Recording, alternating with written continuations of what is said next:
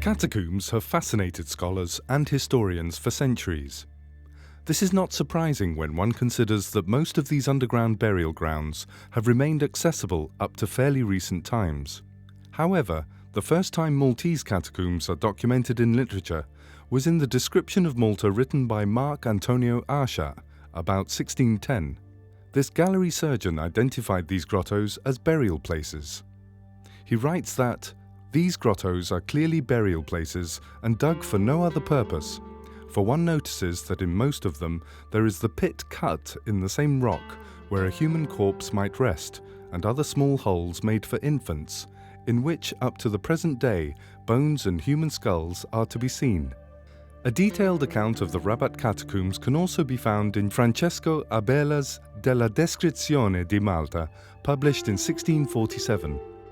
Abella, who was Vice-Chancellor of the Order of St. John, distinguished between pagan and Christian hypogeia. He identified their graves, iconography, and inscriptions. Most importantly, Abella also tells us that St. Paul's catacombs were still accessible through a small hole and recounts how he often took interested dignitaries, including the renowned Jean Houel, artist to the French King Louis XIV, through the long tunnels of this complex. Since then, the catacombs have been mentioned in various works, published between the 18th century and the last decades of the 19th. Of these, the most important are Onorato Bresci's Malta Antica Illustrata con Monumenti e con la Storia, published in Rome in 1816, and G.P. Badger's Description of Malta and Gozo, published in 1838. In 1886, Achille Ferris emphasized that the catacombs were proof of the martyrs who suffered during Roman persecutions.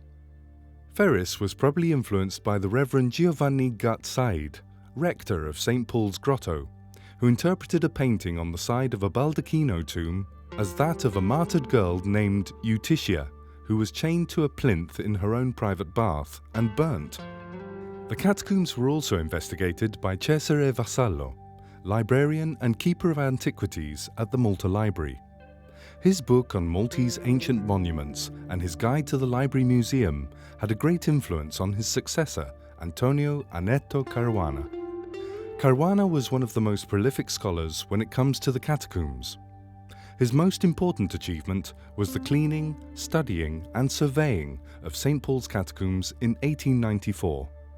He describes it in detail in his St. Paul's monograph, in which he disappointingly points out that all the tombs were found to have been looted a long time ago. Although he still believed that the catacombs were mainly used by the Phoenicians, his publication on Maltese catacombs remains a valuable document on the state of the catacombs known to him at that time. Caruana's work seems to have brought the Maltese catacombs into the limelight. International scholars suddenly became more interested in Malta and all it had to offer. The next to write about the catacombs was the German scholar Albert Meyer, who frequently visited Malta towards the end of the 19th century and the beginning of the 20th. His book Die altchristlichen Begrabnisstätten auf Malta, published in 1901, made way for a survey carried 10 years later by yet another German scholar, Erich Becker. His studies were published in his book Malta Sotterranea, Studien zur altchristlichen and jüdischen Sepulkralkunst, and contain a study on the Christian and Jewish catacombs and all their associated paraphernalia. The first decades of the 20th century were, however, the realm of the pioneer of Maltese archaeology, Sir Themistocles Zammit. Zammit is best known for his excavations at the Tarshian temples and the Domus Romana, but he also excavated hundreds of tombs, including a large section in the Tacciai area, part of the same cemetery in which the St. Paul's catacombs originally formed part. Since their official excavation in 1894, the St. Paul's catacombs remained open to the public and have featured in a considerable amount of publications. The most important of these was Professor Mario Bohaja's 1986 study of the Maltese catacombs that gave a detailed overview of all the catacombs documented until the 1880s. Since they were open to the public, however, very little physical work was carried out in any part of the catacomb complex. Some were abandoned, whilst others were reused for various, sometimes humane purposes, including air raid shelters during the Second World War.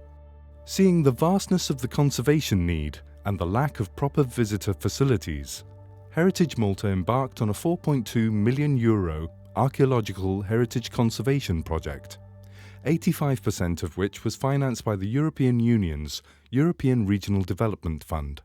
This project entailed a comprehensive research program. These included archaeological investigations, environmental studies, and conservation interventions. More importantly, the number of catacombs open to the public increased from 2 to over 20.